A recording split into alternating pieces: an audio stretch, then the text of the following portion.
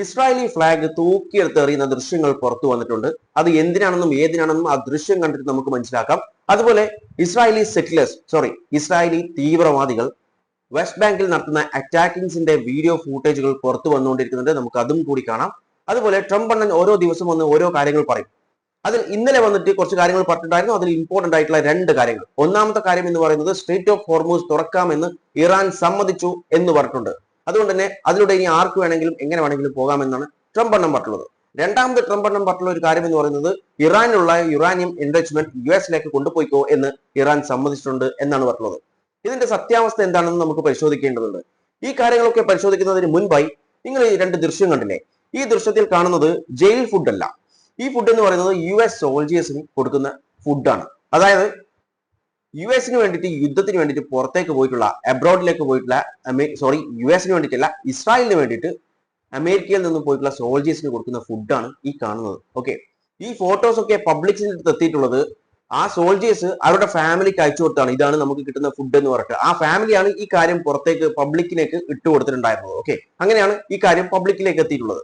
നമ്മളിവിടെ വ്യക്തമായി മനസ്സിലാക്കേണ്ട ഒരു കാര്യമുണ്ട്. ഈ യുദ്ധം തുടങ്ങിയ ആളുകൾ, അത് US ആവട്ടെ അതുപോലെ ഇസ്രായേൽ ആവട്ടെ, അവരുടെയൊക്കെ റൂളേഴ്സ് സേഫ് ആയിട്ട് ഒരു സ്ഥലത്ത് ഇരുന്ന് ലക്ഷറിയസ് ഫുഡ് കഴിക്കുമ്പോൾ അവർക്ക് വേണ്ടി യുദ്ധത്തിന് വേണ്ടി ഇറങ്ങിയിട്ടുള്ള സോൾജിയേഴ്സ് കഴിക്കുന്ന ഫുഡാണിത്. അപ്പോൾ അതാണ് ഇപ്പോൾ US സോൾജിയേഴ്സിന്റെ, അതായത് ഇപ്പോൾ സ്ട്രേറ്റ് ഓഫ് ഹോർമൂസിലൊക്കെ നിൽക്കുന്ന US സോൾജിയേഴ്സിന്റെ അവസ്ഥ.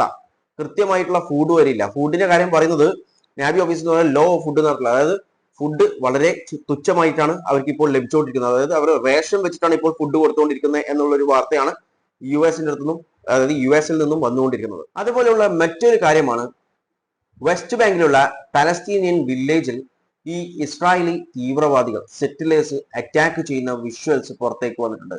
ആ അറ്റാക്കിങ്സിൽ ഒരു വീട് അവർ കത്തിച്ചിട്ടുണ്ട്. അതുപോലെ ഒരു കാറും കത്തിച്ചതായിട്ടുള്ള റിപ്പോർട്ടുകൾ പുറത്തു വരുന്നുണ്ട്. ആ വീഡിയോ ഒന്ന് കാണാം.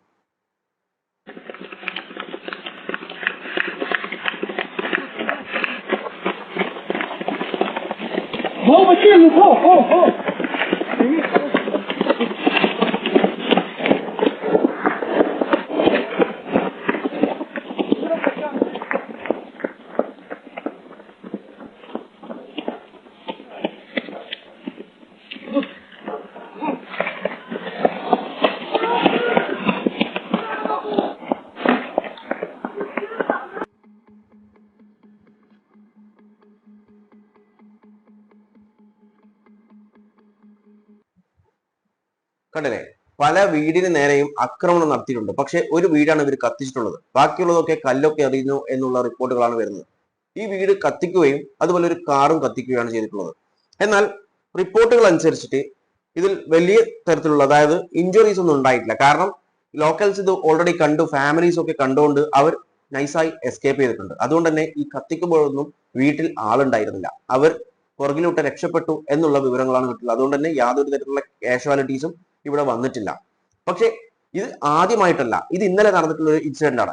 ഇതുപോലെ ഒരുപാട് ഇൻസിഡന്റ് ആയി ഈ ഒക്യുപ്പൈഡ് പാലസ്തീനിൽ നടന്നുകൊണ്ടിരിക്കുന്നത്. ഇവർ അധികവും പോയി കല്ലെറിയുക, അതായത് ഇസ്രായേലി സെറ്റിലേഴ്സ് എന്ന് പറഞ്ഞിട്ട് അവിടെ നിൽക്കുന്ന ആളുകൾ, സെറ്റിലേഴ്സ് അല്ല, തീവ്രവാദികൾ തന്നെ വിളിക്കണം. കാരണം ആവശ്യമില്ലാതെ മറ്റുള്ള ആളുകളെ പോയിട്ട് ആക്രമിക്കുക, പാലസ്തീനികളെ ആക്രമിക്കുകയാണ് ഇവരുടെ മെയിൻ ഹോബി എന്ന് പറയുന്നത്. അതുപോലെ ഒരുപാട് വിഷ്വൽസ്, 1-2 വിഷ്വൽസ് ഇതിന് മുൻപത്തെ വീഡിയോസിലൊക്കെ ഞാൻ തന്നെ ഇട്ടിട്ടുണ്ട്. അങ്ങനെ ഒരുപാട് വീഡിയോസ് പുറത്തു വന്നുകൊണ്ടിരിക്കുന്നുണ്ട് ഇവർ ഈ ആക്രമിച്ചുകൊണ്ടിരിക്കുന്നത്. ആൻഡ് ദേ ആർ കോളിംഗ് ദെംസെൽവ്സ് ദൈവപുത്രന്മാർ എന്നൊക്കെയാണ് അവരെ തന്നെ വിശേഷിപ്പിക്കുന്നത്. അത് മാത്രമല്ല, മോസ്റ്റ് എത്തിക്സ് ഫോളോ ചെയ്യുന്ന പീപ്പിൾ ആണെന്നാണ് ഇസ്രായേലികളെ കുറിച്ച് അവർ തന്നെ പറഞ്ഞുകൊണ്ടിരിക്കുന്നത്. ഇതാണ് എത്തിക്സ്. ഏത്? ആവശ്യമില്ലാതെ മറ്റുള്ളവരെ അറ്റാക്ക് ചെയ്യുക.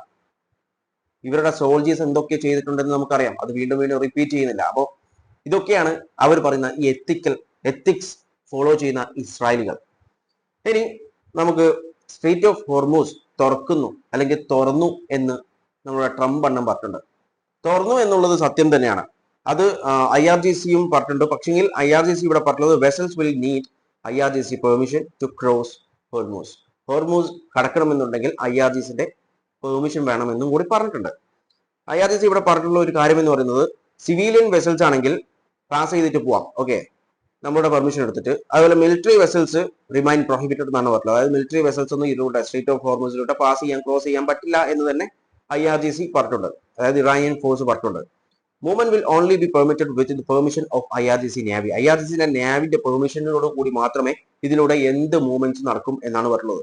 അതായത് നമ്മുടെ ട്രംപ് എണ്ണം പറഞ്ഞ പോലെ ഫ്രീ ആയിട്ടുള്ള മൂവ്മെന്റ് ഒന്നും അവിടെ പാസ്സാക്കിയിട്ടില്ല ഇറാൻ പറഞ്ഞിട്ടുള്ളത്, കൃത്യമായിട്ട് പറഞ്ഞിട്ടുള്ളത് പോകുന്നതിന് യാതൊരു പ്രശ്നമില്ല, പക്ഷെങ്കിൽ പെർമിഷൻ എടുത്തിട്ട് പോയിക്കൊള്ളണം എന്നാണ് പറഞ്ഞിട്ടുള്ളത്. അതായത് ഓപ്പൺ ആണ്, പോകാം, സിവിലിയൻ വെസൽസിന് പോകാം, അല്ലാതെ മിലിറ്ററി വെസൽസിന് പോകാൻ പറ്റില്ല എന്നാണ് പറഞ്ഞത്. അപ്പോൾ ആദ്യത്തത് പോലെ തന്നെ ഇനി രണ്ടാമത്തത് പറഞ്ഞിട്ടുള്ളത് ഇറാനിയം എൻറിച്ച്മെന്റ്സ് US കൊണ്ടുപോകാൻ വേണ്ടി ഇറാൻ സമ്മതിച്ചു എന്നാണ്. അതിന്റെ വീഡിയോ ഫൂട്ടേജിലൊന്നും കാണാം. We're going to go in together with Iran. We're going to get it, and we're going to take it back home to the USA. Very simple. And somebody said, how are we going to get the nuclear test? We're going to get it by going in with Iran, with lots of excavators, because the B-2s, remember when fake news CNN said, well, maybe obliteration is too strong a word. Obliteration. That's so deep. We need the biggest excavators you can imagine. But we're going to go in together with Iran. We're going to get it, and we're going to take it back home to the USA. Very simple. അതായത് ഇറാനുമായി ചെന്ന് നമ്മൾ ആ ഇറാനിയം എൻറിച്ച്മെന്റ്സ് ഒക്കെ എന്ത് ചെയ്യും, dig ചെയ്തെടുത്തിട്ട് നമ്മളെ വീട്ടിലേക്ക്, അതായത് അമേരിക്കയിലേക്ക് കൊണ്ടുവരുമെന്നാണ് ട്രംപ് അണ്ണൻ ഇവിടെ പറഞ്ഞിട്ടുള്ളത്.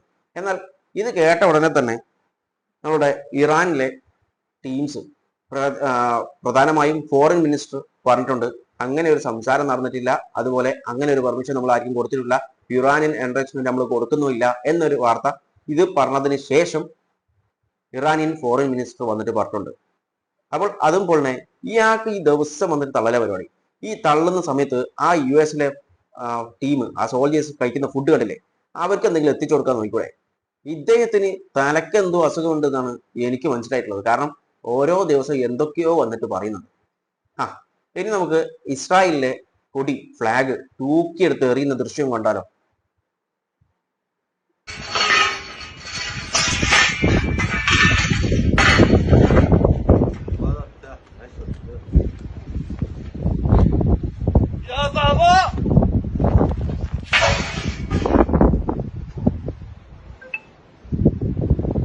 നിങ്ങളിപ്പോൾ കണ്ട ദൃശ്യം ലബനനിലെ കാലത്ത് അൽ ഷക്കഫ് എന്ന് പറഞ്ഞ സ്ഥലത്ത് നിന്നുള്ളതാണ്.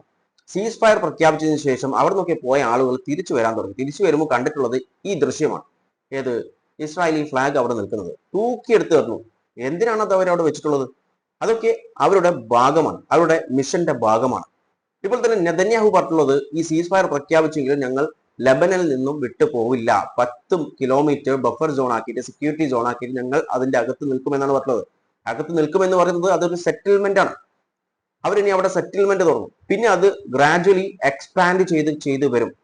അങ്ങനെയാണല്ലോ അവർ പല സ്ഥലങ്ങളും കീഴടക്കിയിട്ടുള്ളത്. അതുപോലെ ഇതും കീഴടക്കി അവർക്ക് എവിടത്തോളം വേണം, അവർക്ക് ലത്തിയാനിയ റിവർ വരെ വേണം, അതുവരെ അവർ ഇങ്ങനെ ഗ്രാജുവലി എന്ത് ചെയ്യും, എക്സ്പാൻഡ് ചെയ്തിട്ട് കൊണ്ടുപോകും. അതിനു വേണ്ടിയിട്ടാണ് ഈ ഹെസ്ബുള്ള പറഞ്ഞിട്ടുള്ള ഒരു ഡിമാൻഡ് എന്ന് പറയുന്നത് ലബനനിൽ നിന്നും, എൻറ്റയർ ലബനനിൽ നിന്നും ഇസ്രായേലി ഫോഴ്സ് ഇന്റർനാഷണൽ ബോർഡർ കടന്നിട്ട് പോകണമെന്നാണ് പറഞ്ഞത്. പക്ഷേ നെതന്യാഹു അതിന് സമ്മതിച്ചില്ല. നെതന്യാഹു പറഞ്ഞത് ഉള്ളിൽ 10 കിലോമീറ്റർ അകത്ത് ഞങ്ങൾ ഒരു സെക്യൂരിറ്റി സോണായി നിൽക്കുമെന്നാണ്. അതിന്റെ ഉദ്ദേശം പ്യുവർലി ഇത്രയേ ഉള്ളൂ. അവർ അവിടെ കൈയടക്കാൻ തുടങ്ങി. ഇനി ഗ്രാജുവലി അവരവിടെ സെറ്റിൽമെന്റ്സ് തുടങ്ങും. ഇസ്രായേലി സെറ്റിൽമെന്റ്സ് വരും. Settlers means terrorist.